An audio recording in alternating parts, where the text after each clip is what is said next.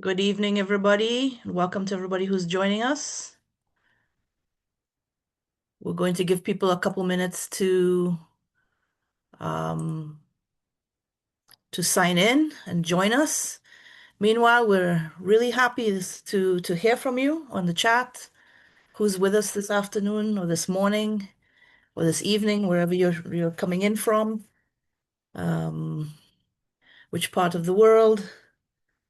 Say hello and let us know. And we're going to give people a couple more minutes to finish logging on. Hi, Daniela from Toronto. How's the weather out there? Jane from New Mexico. Jerry from New Jersey. Welcome, welcome. Randy from California. Ayelet from Massachusetts. Cold and rainy in London. I'm sorry to hear that, Holly. Looks like we have people joining from all over. Yael from California, welcome. -10 Stig. Wow, I hope that's really far up north. Hello, Helen from Modi'in. Oh, Marie from the Bahamas. Fantastic. Well, good to see you here. Again, welcome to everyone who's just joining in. We're giving people a couple minutes to log on before we get started. And we'd love to hear where you're tuning in from. Hi, Paul. How are you? Toronto. Snow slowly disappearing. That's good to know. Eileen's coming in from Florida. I bet it's nicer down there. Um, Hi, Julia. Yes, we're doing a webinar format today, so none of the people who join us can be seen. It's just myself and Meidad. Sorry about that, but it allows us to do a lot more people at once. We're gonna give everybody a couple more minutes. Harvey from Mauritius. Wow, sounds like a great place to be. Hope there's some nice birds out there. Okay. So let's start getting started here. Um, Good evening, everybody. My name is Alen Kacal, and I'm the Director of Tourism and Outreach for BirdLife Israel, which is part of the Society for the Protection of Nature in Israel. And it's really great to be here with all of you this evening. At least it's evening here. And thank you for everybody for joining us. People on the West Coast, I know it's still pretty early in the morning there. And thank you for joining us tonight. Jay sends his regards from Atlanta. He's touring the US for SPNI, doing a variety of speaking engagements. So he's not here today. But he sends his regards and will probably be with you next time. And today we have a special presentation. I'm here with Meidad Goren, who is the director of the Ramat Hanegev Birding Center, and we're here to talk to you about the falcons that spend some of their time or their life cycle here in the Elata deserts and what we're doing to help them. So Meidad is going to start by telling you all about our falcons, and then I'm going to join you at the end to tell you about an exciting project that we're doing to protect the falcons here in Israel this March. And hopefully you have some questions. We will answer them at the end. Please send them to the chat or to the Q&R, and we'll get to as many questions as we can at the end of the program. So for now, let me hand over to Meidad. Meidad is going to start the program. Meidad? Hello. Yes. Hey, good evening. You hear me well? Yep, Good. all good. Okay. Excellent. So, good evening, everyone. So as Alan said before, my name is Meidad, and I'm the director of Ramat Hanegev Birding Center. and I'm here to tell you a little bit about the falcons that we are now busy promoting for the efforts to try and conserve them, and maybe just to get to know them. My part would be to introduce a few of the species that are so important for us here and let you get to know them a little bit. And then Ellen will take it from there and tell you how you can help us do that. So, without further ado, I'm going to start talking a little bit about the falcons. But before talking about the falcons, we need to um, understand where they come from. So the falcons are actually part of a big group that we call the birds of prey. You probably know them as birds of prey or raptors. There's about 300, more or less 300 species of birds of prey, including owls, which are the birds of prey, the nocturnal birds of prey, most of them. They're active at night. And this is a group that you can find most most areas in the world. Beside Antarctica, you can find them on all continents. From the smallest falconet here that you can see on the right side from India. Actually, this is from South Africa, but from that to the largest, one of the largest birds in the world, the Andean condor, um, which is about the size of a huge bird with 3 meter, more than 3 meter wingspan. Um, these birds, what's so special about them is that most of them are actually birds of prey. They feed on other animals, normally smaller than them, but some of them can hunt animals that are bigger than them. And they are very special, and they have a few groups within them, and we probably get to know. Well, we'll talk about it a bit later, but it's also quite interesting that all along the history, raptors caught the eyes of mankind, and they're pretty much escorting us all along our history. They are there and are quite obvious, and they're very impressive. We know them from, they've been treated as gods in some ancient cultures and ancient people from Egypt to North America, being basically a symbol for power and electricity and being a symbol for armies, great empires, big, strong countries, as you probably also know. And I think it's quite obvious why. But we get to know a little bit not just why they look so impressive, but why they are so actually impressive. They are the famous ones that we know. We know the vultures on the left. We know the golden eagle on the right. The golden eagle is one of the, not a lot of people know, but this is one of the fastest animals alive. Second fastest animal alive. We'll get to know the fastest one actually in a bit. Strong birds that can kill big animals such as gazelles, ibex, and even wolves have been trained to catch wolves, foxes, big prey. The vulture, on the other hand, is it's a bird of prey, but it belongs to a group of birds of prey that adopted to feed on carcasses and on dead animals. So it's not actually hunting. Um, but it is a part of this group. It's actually originated and developed from the group of the raptors. And we treat it as one, large animals, large birds. Because they prey on big prey, they need to be large. In order to be able to fly and cover huge distances, they need massive wings, wide and long, to be able to carry them with as little effort as possible. And to do that, you need to have a big wings, and this is one of the reasons that they sort of attract our eyes.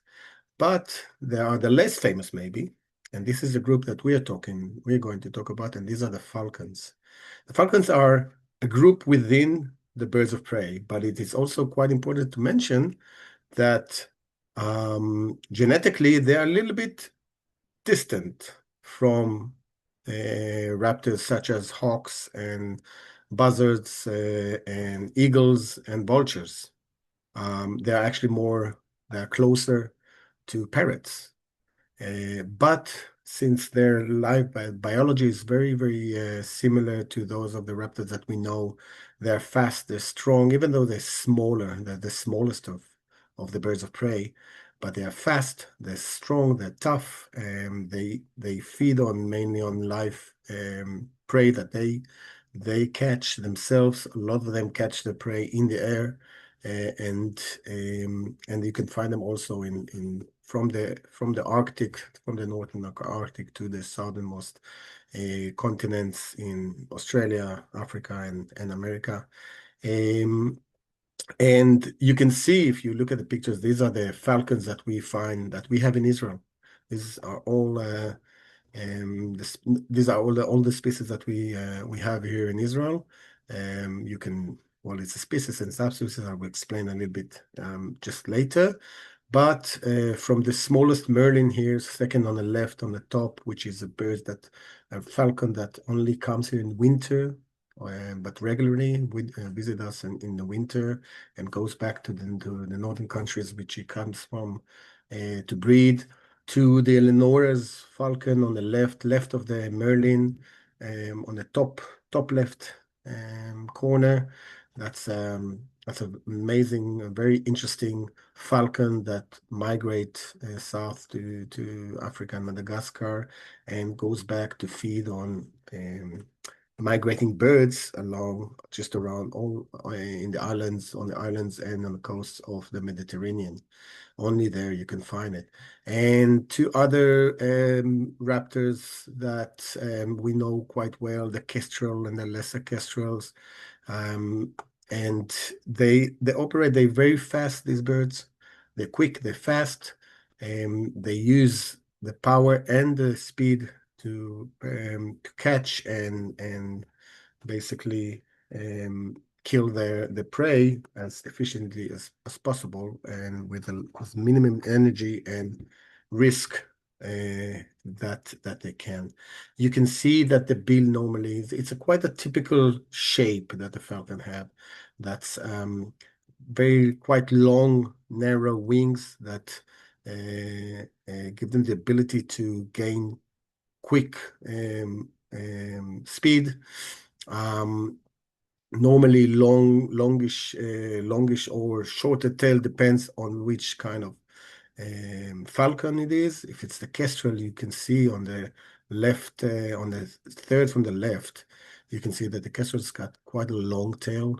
That's because it doesn't really rely on speed, chasing or surprising the birds in the air. And usually it really just dives from short distances and basically it can um, stand on one place in the air and then just dive on if it is a rodent or an insect or anything that it finds. But those who rely on speed, which are the bigger falcons, normally have a shorter tail and longer wings. That gives them the shape of an arrow and the speed of one as well. So some of these falcons, if we concentrate on the falcons of Israel, some of them do breed here, which means that a portion or a part of their life is spent here in Israel, raising chicks, building a nest. Normally, they don't really build a nest. They normally just nest on either cliffs or trees and other animals' nests that they find. Or just a shelf on a rock. They don't really, but there are falcons who do that, but not really in Israel. So some of them, which we get to know just now, breed here and then migrate, or some of them breed here and stay here, like the kestrel.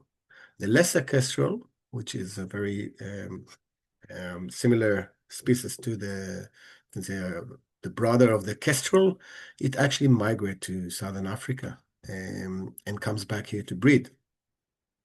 Raptor falcons like the hobby on the left, middle left, um, also breeds here in early summer and migrate to Africa as well.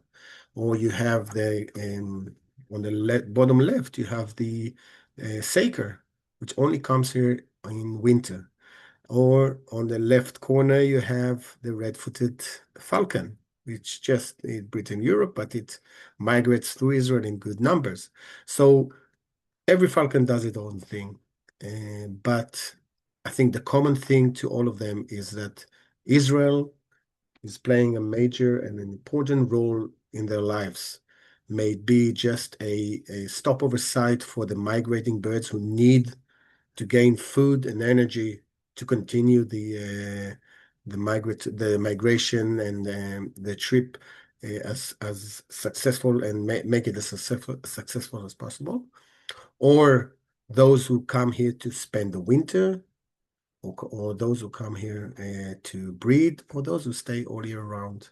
We are an important, and you get to understand why we are so important in a bit. But we are going to concentrate on 4 species of falcons. We call them the desert falcons, even though most of the species that you saw in the previous slide were all these pictures were actually taken, most of them were taken in the desert. So you can find them in the desert, but the desert is half of Israel. But most of them migrate through or just spend or a small portion of their population you can find in the desert. But these 4 species find the desert a very important or playing the desert plays a very important role in their lives. And these are from on the right corner, this is a Sooty Falcon. Left of it is 2 birds on the electric power post are the Lanner Falcons. Then on the bottom of them, the lone bird on the cliff is the Barbary Falcon, and on the bottom right, the Saker. So all these 4 are the species that we are going to concentrate this year in our Champions of the Flyway race, in efforts to conserve them and just to try and protect them and make their lives better in Israel. And we're going to start just go 1 species at a time. I will try to get you to know this bird, and we'll start with the Sooty Falcon. The Sooty Falcon is a small to medium size falcon. Very, very. I'm sure you agree. It's a beautiful, beautiful falcon. It's very special. It's got a really interesting life story. It breeds only in the deserts of North Africa and the Middle East, all the way to the Gulf. But in very isolated populations. And since it only breeds in the desert and sometimes really harsh desert, there's actually more that we don't know than what we actually know about this bird. But we are learning more and more every year. And they breed in the desert, and in Israel they breed in the southern parts of the country, from the Dead Sea to Eilat. Only on cliffs. They breed on cliffs, as you can see here on the bottom right. That's a nest that you will see a little bit later in some short videos, somewhere in Negev Mountains. That's probably an old, either it's a buzzard nest or even a raven. I don't know, because we found it when it was deserted and used by the Sooty Falcon. You can see that it feeds mainly on birds, and what it does is actually it arrives. All the population of the Sooty Falcon arrives here on the end of April, and they start breeding in summer, when all the other birds just basically almost finish their breeding activity, and all the chicks are fledged. They just start, and they start because they time their raising the time when the chicks are hatching. When the chicks are born, it's the peak of the migration season, and the skies are just full of migrating birds coming from Europe on their way to Africa, and that's what they feed on, as you can see here in the photo. This is a very aggressive little falcon, but very interesting. As you can see on the top right, you can see that this little swallow has been transferred from the male on the top to the female. The female grabs the little swallow and brings it to the chicks in the nest. That's usually what happens. And they do it in air as a part of like it's almost like a ceremony. They can do it, as you can see on the left side, on the ground as well. But they like to it's almost like a gesture, feels like a gesture and some kind of a relationship ceremony between the two of them. They are very aggressive when other birds are coming into their territory. They attack, if it be a vulture, if it be Egyptian vultures, they don't care how big the bird is. They would not let them get close to the nest when the chicks are there, including people. And I've been more than once a witness, on very personal witness to this kind of attacks, saying don't get too close to the nest, which I obviously obeyed. Just a short video. It's one of the nests in the last, basically since 2011, we've been trying to study this bird more as close as possible and conducted a survey which was targeting the estimate of this population. We wanted to know how many birds are in Israel. We came to a conclusion that there's more or less about 80 to 90 pairs in Israel. That's a very good sized population. We do, however, feel or came to a conclusion that we have come to a conclusion that this population is shrinking a little bit, slowly but surely. But luckily, most of them live in nature reserves. As you can see here, the mother just came with a bird, and it's feeding the angry chicks. The angry chicks are feeding the females when they just 1 week, 2 weeks old. As you can see here, they're about between 2 to 3 weeks. The mother still feeds them in by just tearing the food and feeds them in their mouth slowly. They have a month to study how to live before they migrating to sorry before they migrate to Africa. Sorry, my baby just woke up and I'm alone here. Okay. But what we did in 2022, sorry, just a second. In 2022, we decided that we want to study the movement of the falcon, and we managed to get some transmitters to place on the backs of two of the birds in this nest.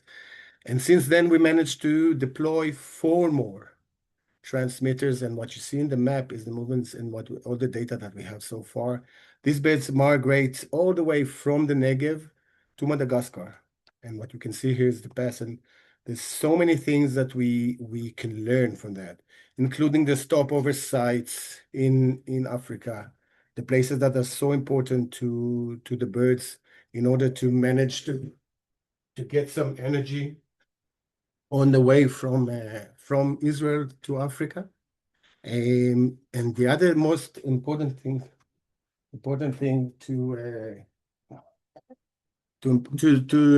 sorry, just have a bit of an issue here. My baby just woke up.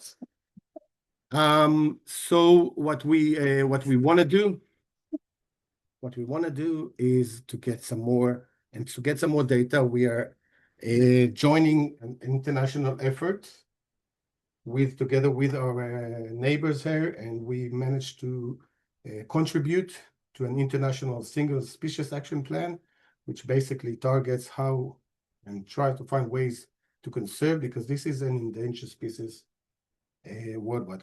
You can see in the photo here is me holding the first bird who actually was deployed, was put a transmitter on, and gave us a lot of data.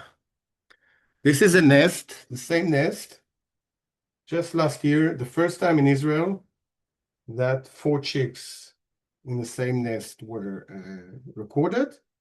And last year we found another nest with 4 chicks, which means that they're doing well, which means there's a lot of food here, and hopefully it will last. Moving to the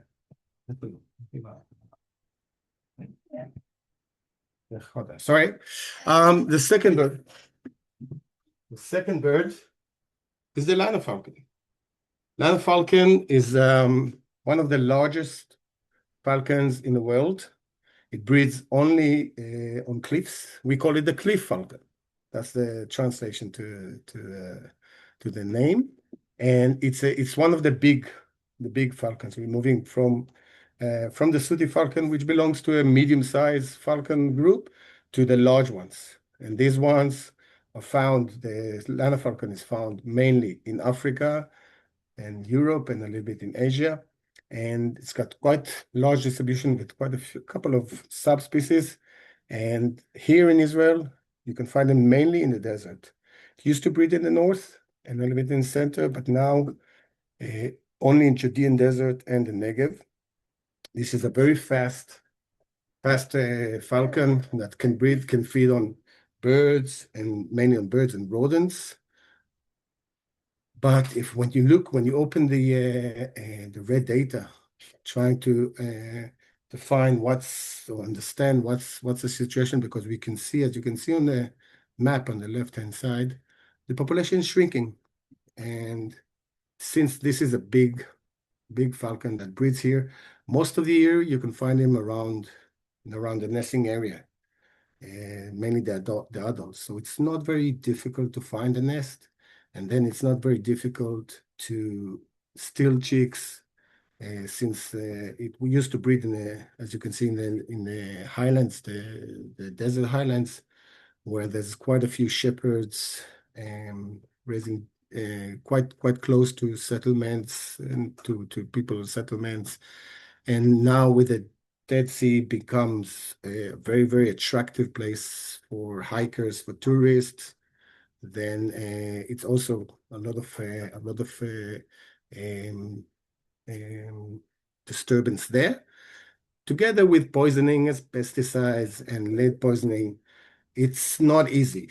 It's not easy for the lanner to survive.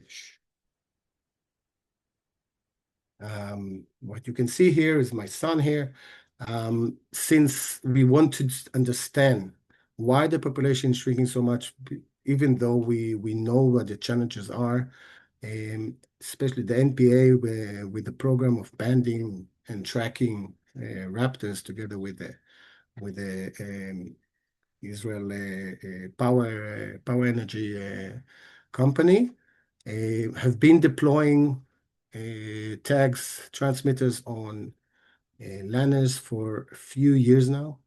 And just a couple of days ago, when I wanted to sort of get a few notes on what happens to these falcons, we have a WhatsApp group, and I just looked at it and I saw messages from INPA almost every couple of weeks.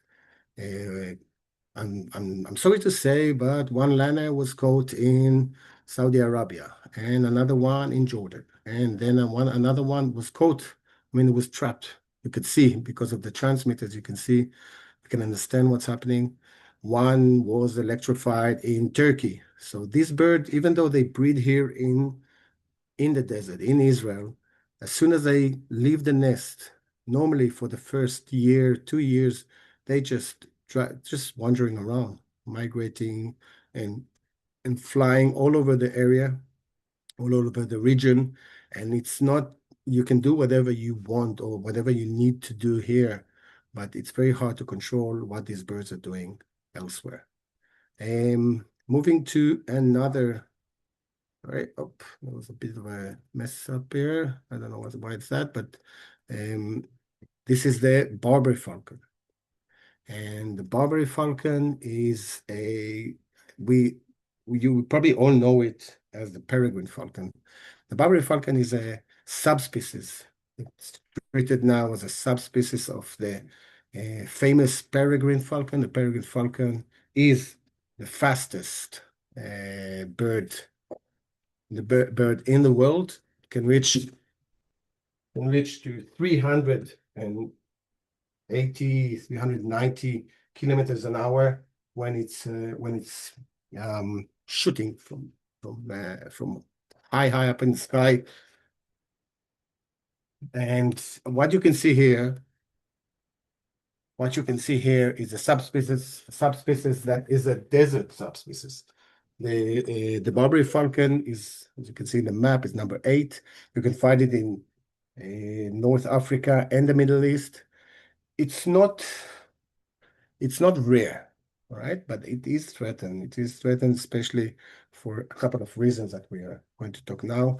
This is a very, very fast bird, very strong bird, and very, very well studied all over the world. We're talking about the peregrine, and here in the desert, you can find it in Judean desert, and you can find it in Negev Mountain and Elat region. Also feeds mainly on birds that it catches while it flies. These two photos were the one taken by Inon Shachaf from the INPA just about a year ago, from the Judean desert. This is a breeding bird that you can see to its leg tied a rope. And these ropes were put on the bird obviously by some people. To the right, you can see a young Barbary Falcon that was found in a village nearby in the southern part of Israel. And this phenomenon is something that we are going to talk in a bit. But these birds on the left that is flying, it's actually a breeding bird. So it joined another Barbary Falcon, and together they raised chicks, which basically means that this bird belonged to somebody. It was in captivity.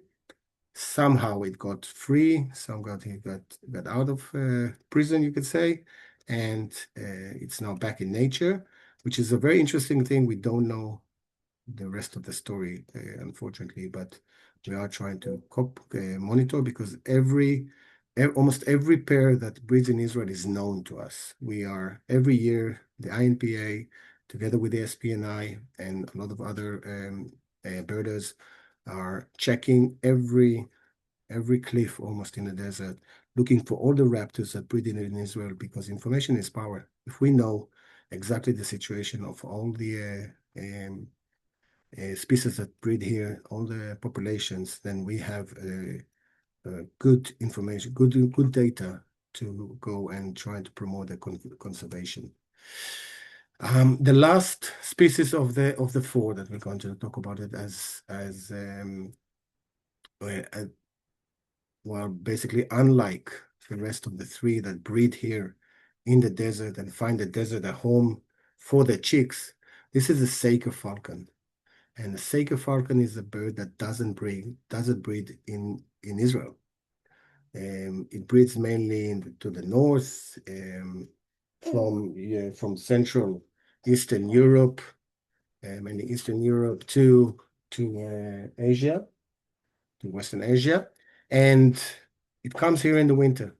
It comes here in the winter in very, very small numbers. Always used to come here 5 to 10 birds, but in recent years, much, much less. And this bird that you see here is one of 1 or 2 that comes here every winter. It comes to this mainly to the Western Negev, northern Western Negev, to the fields, where it spend the whole year there. Eating birds, as you can see here, it feeds on pigeons, it feeds on skylarks and other passerines, songbirds that come in the winter from Europe. And basically they are the main food. And these birds, in Israel here, the Israeli desert is plays a very important role, and it was almost like a haven, since all around us, hunting and catching or what we call falconry, what we know as falconry. That means hunting with raptors. It's quite a known tradition hobby. It is a hobby. It's not a profession, obviously, but it started. The whole falconry in the Middle East started as basically a vital way to gain meat in the desert. There's no other way to hunt fast birds if you want to eat them, like the Hubara bustard. But using the falcon, if you train it, you can hunt it, and that means that you have some meat for the rest of the year. But now, since nobody actually needs to feed or to hunt in order to eat, then but it stayed as a very, very important tradition part of life in the Middle East. But unfortunately, it's sort of because of we live in different times now, we can utilize much more, many more birds, and that means that there are less birds in nature. And this whole phenomenon, this whole culture of falconry brought the Saker to the Red Book, introduced it to the Red Book, and this is an endangered species mainly because of that, and also because of loss of natural habitat, as you can see in this movie here.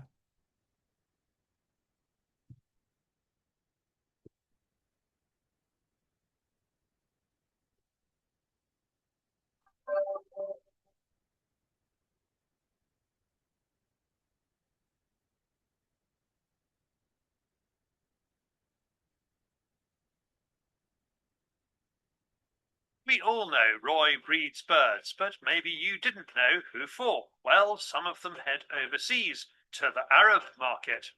They want fast, strong falcons, and after years of selective breeding, that's what he can deliver. We saw some of last year's youngsters being put through their paces behind a drone crow here in the UK, but Roy recently travelled to see some of that brood hunting in Azerbaijan. We caught up with him a few days ago, just as this year's birds started laying. But another breeding season is well underway, so the stress is through the roof, and the sleepless nights have begun.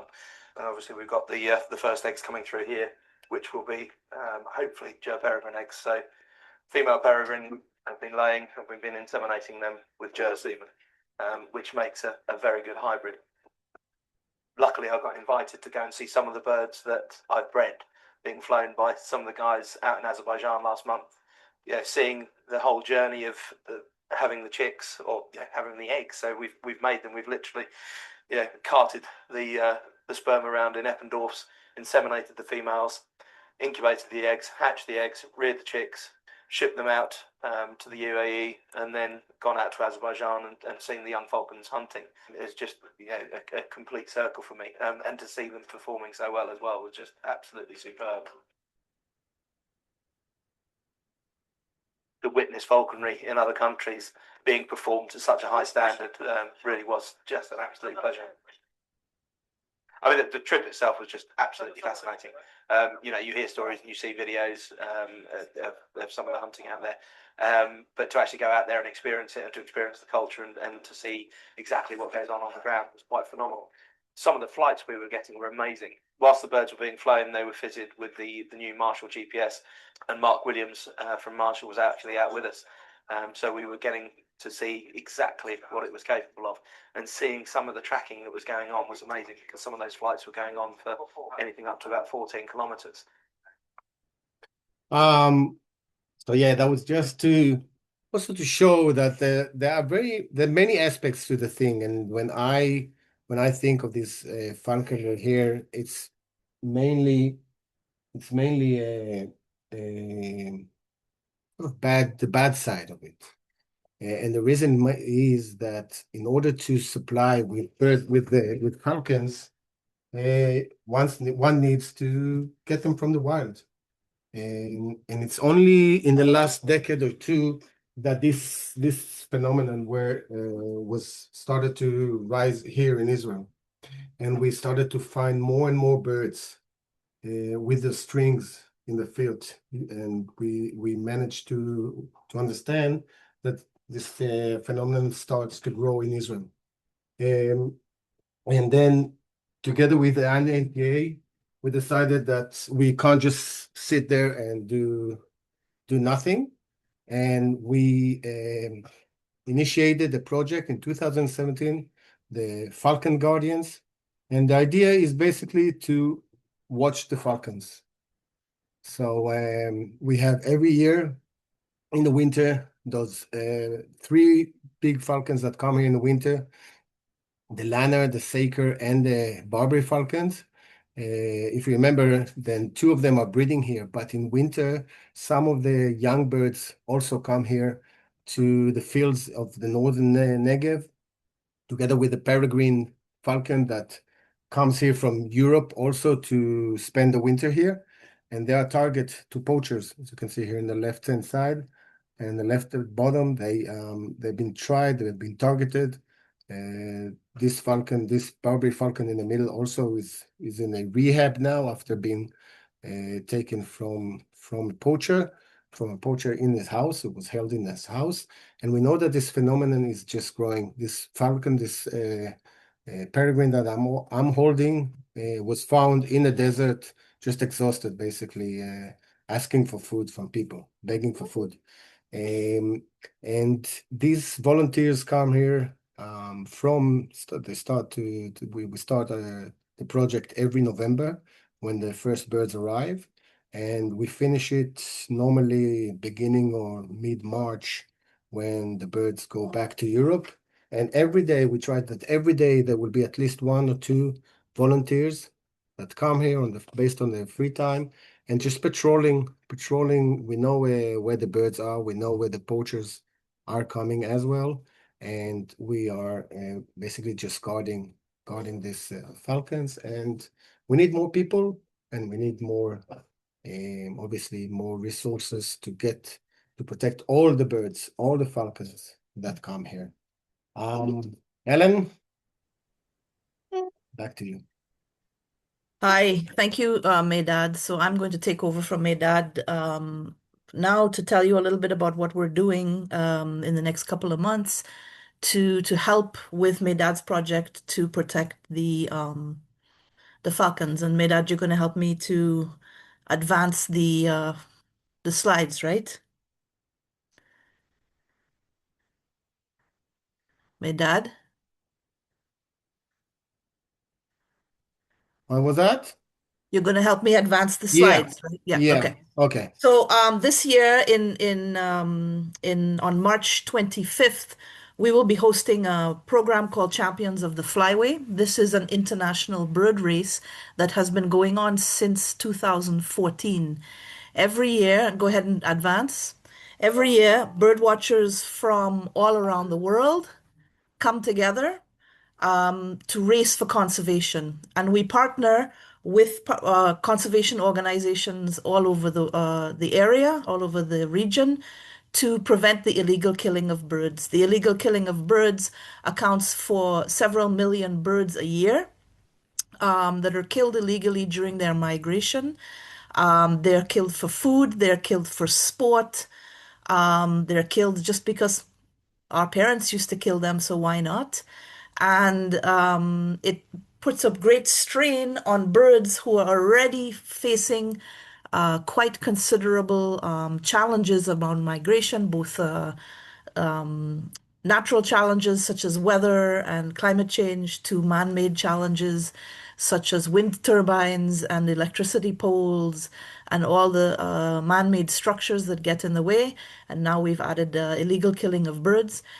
We could see pictures like the one in the middle coming from the Middle East, where hunters were just shooting the birds out of the sky, and it hurt our hearts. And we decided to do something about it. Go ahead and advance.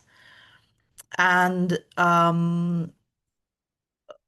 we are specifically located in a great place to make this a great cause for us. So as you can see on the map, Eilat and Israel is smack in the middle of the migration route of over 500 million birds coming from Europe and Africa and Asia down into Africa in the fall and back up into Asia, into Africa, Europe and Asia in the spring. They all come through Israel. And we can see, we can track the decrease in populations of birds from year to year. And it became very critical for us to say, what can we do about it? But it's very difficult sometimes to make a difference when we're just one stopover point in the entire route of migration. We don't have much control over what happens in Europe or in Africa. We can only control what happens here. However, we can partner with organizations around the world and try to raise money to help them with projects in their areas. Go ahead and advance. So in 2014, the guy on the right, Dan Alon, who is now the director of the Society for the Protection of Nature in Israel, and Jonathan Meirav, who's on the far left, got together and decided to put the love of birding into a bird race that would race for conservation. Go ahead and advance.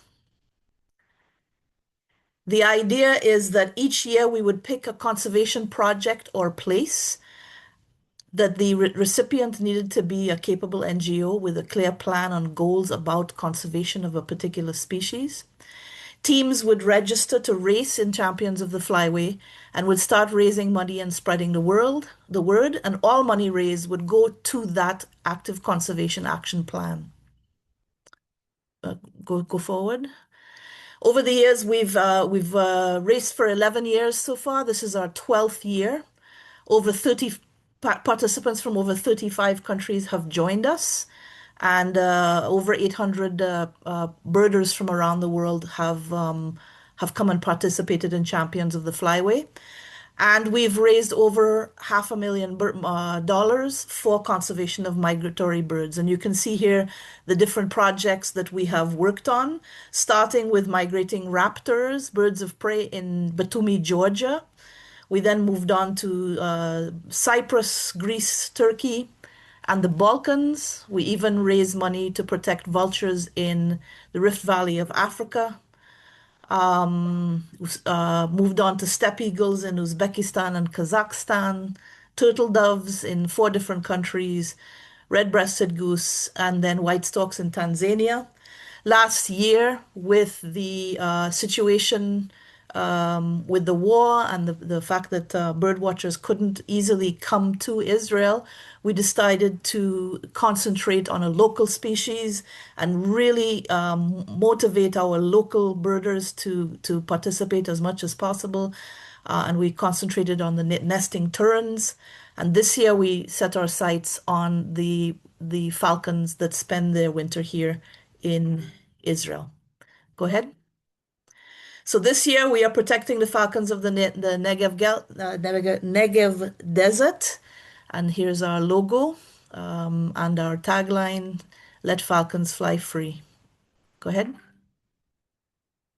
So how does this work? Each team that decides to participate in Champions of the Flyway, and we hope there'll be between 20 and 25 teams, gets an ambassador page on our fundraising platform, and they start spreading the word through all sorts of activities and raising money to support the project. Forward.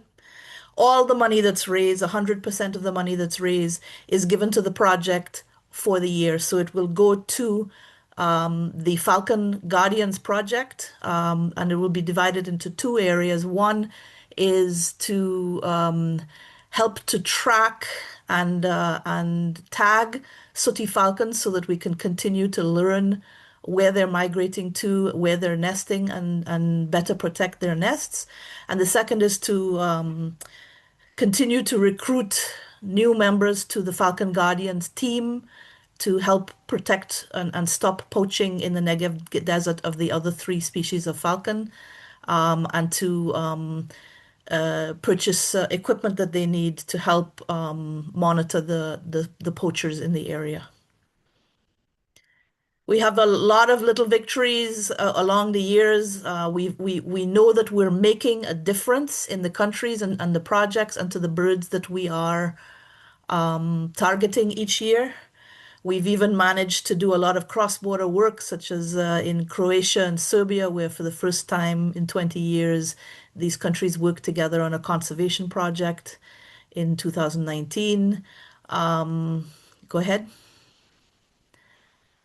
And we've had many other achievements. The worldwide pressure over or achievement of exposing the issue of the illegal killing of birds and the threats that face migrating birds for the last 12 years has had a difference.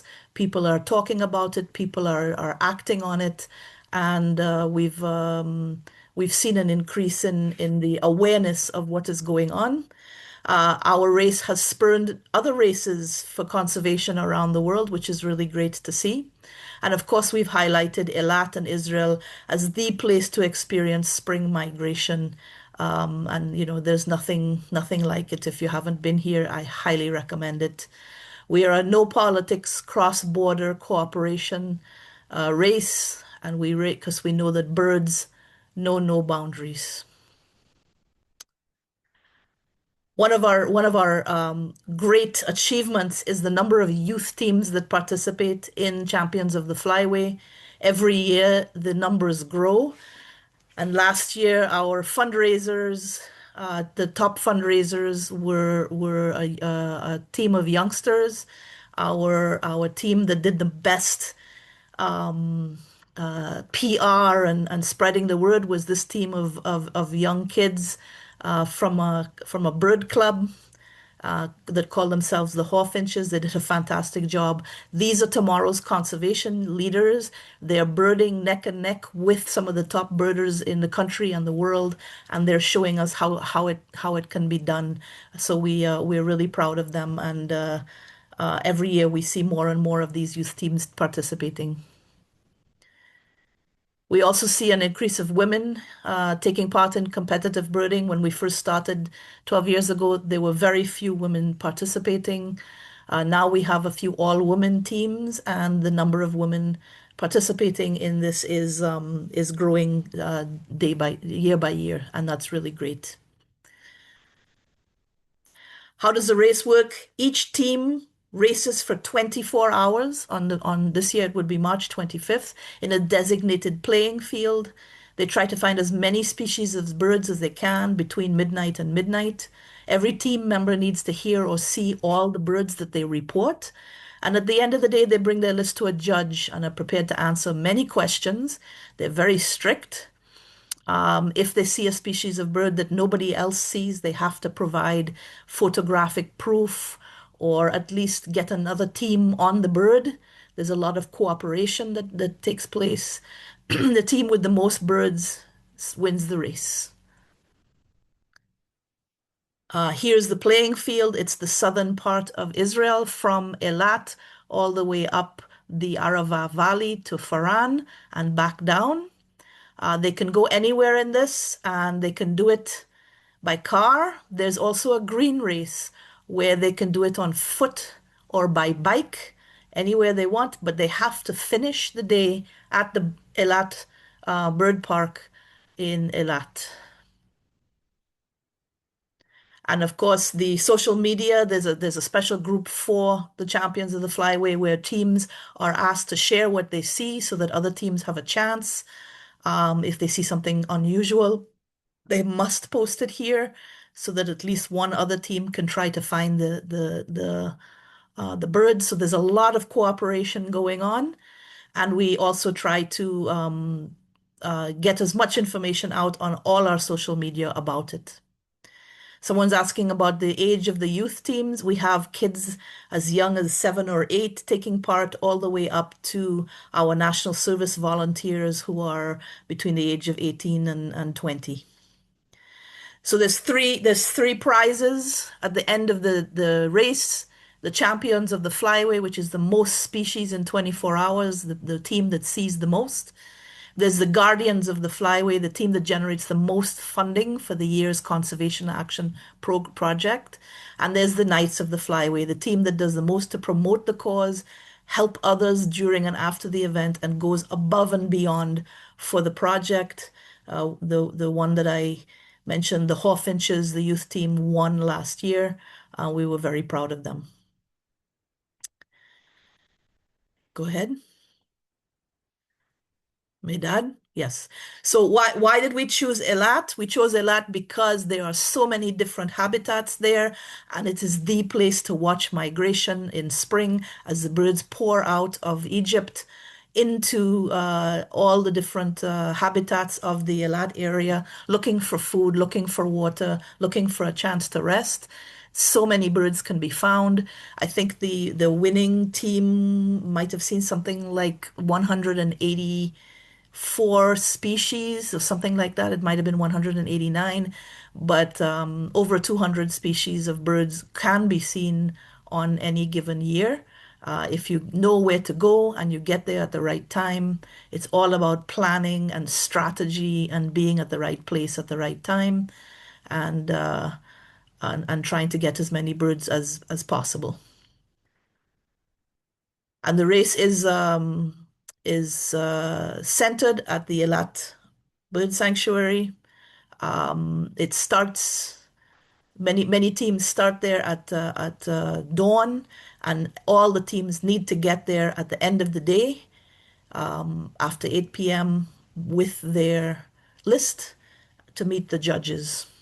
And we also have a sanctuary race for those that do not want to race all over the country, all over the place, want to stay in one place and maybe do it a little slower. We have a sanctuary race where you spend your time just at the Eilat Bird Sanctuary and count as many birds as you can in one place. And several teams do that as well. The main focus of Champions of the Flyway is fundraising and spreading the word. All teams are involved. And we would like to invite you all to, if you can't come and participate, first of all, you are always welcome to come and participate and join a team. Even if you're by yourself, we can get you into a local team or form a team from overseas and come and join us. But also by helping to spread the word about the race and helping to support the teams. There is a website, or I mean a link, which I'm going to post also in the chat, for Champions of the Flyway. In this link, you can find all the other teams that are listed, and you can choose a team and you can help to support their campaign. Again, 100% of all the money raised by all the teams goes into the project. Okay.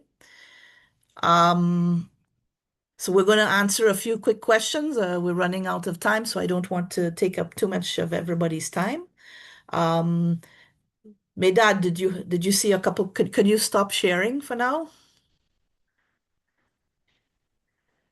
Someone asked if it's not dangerous to have so many people running around to look at the birds at one time. You want to take that one? Yeah, well, first of all, this region is big, and the advantage of this race is that we don't need to photograph the birds. We don't need to get close to the birds. We just need to either listen or see the birds. As soon as you see the bird, as soon as the whole group or the firm amount of the necessary amount of people in the group have seen the bird or heard the bird, then that's enough. So, and the other thing is that all the people that come here, we know that they attend the race coming from a conservation background, or at least a conservation state of mind. So, and obviously try to minimize the impact and disturb as less as possible. Yeah. And we have very strict rules about where the birders can go on that day. They're not allowed to go into areas where birds might be nesting. not allowed to go into the wetland areas at night with flashlights, so they're not to disturb them. They And don't they're not play allowed. calls, What's Ellen. I that? think you put it. They don't play calls. They They don't don't play use calls. playback or calls to attract the birds. That's not allowed. So we try to minimize the impact of the birders on the site as much as possible. Any other questions from anybody? I think there was a couple of questions about where to see the falcons. So it's not always easy to say specifically where you're going to be able to see a falcon. If you're lucky, you can see them during migration. Some of them can be seen in the northern Negev in the winter, and we do have trips going out to places like Urim Fields with Meidad or with one of our other guides to try to see some of the falcons. The Sooty Falcons are a little harder to see. They often are deep in desert gorges, canyons that are pretty inaccessible, although we do try in the fall to try to do a trip to help people to see if we can find them. I think we do that after the height of the nesting season, right? Yeah. Yeah, yeah. After the chicks fledging. Yep. So, but we do try to protect the locations of the nests so that not everybody is rushing out there to disturb them because coming close to the nests to photograph them, etc., is disruptive. Okay. I think that's mainly the questions that I saw. Again, we would love to have you support the program. And if you want to learn more about the teams, we are posting regularly on our Facebook page. You can either look up Champions of the Flyway or the Society or BirdLife Israel. And we post very regularly about the different teams and who they are. And if you want to donate to a specific youth team and you want to know more about them, you can get in touch with us at any point. We're happy to help point you in the right direction. So thank you very much for tuning in and joining us today. I hope we're able to warm some of you up on this cold winter's morning, and we look forward to seeing you sometime in Israel in the near future. And so till next time, thank you for joining us. Thank you very much.